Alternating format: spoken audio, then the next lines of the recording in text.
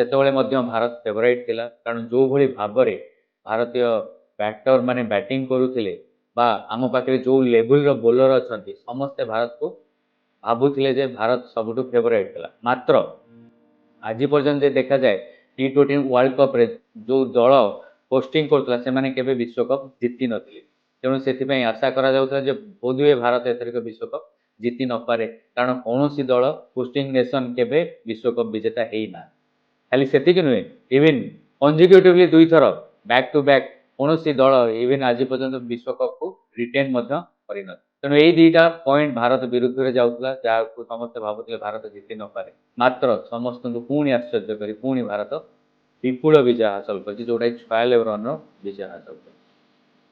ଖାଲି ଏତିକି ନୁହେଁ, ଆ ବ୍ୟତୀତ ମଧ୍ୟ ଆମେ ଯଦି ଦେଖିବା, ତେଣୁ ଏଇଟା ଯେମିତି ଗୋଟେ ସମୟ ଥିଲା ଯେମିତି ଅଷ୍ଟ୍ରେଲିଆ ୱାର୍ଲଡ କ୍ରିକେଟରେ ରାଜ କରୁଥିଲା, ସେମିତି ଏ ହେଉଛି ସମୟ ଯେତେବେଳେ ଇଣ୍ଡିଆ ରିଅଲି ୱାର୍ଲଡ କ୍ରିକେଟ ଉପରେ ରାଜ କରୁଛି।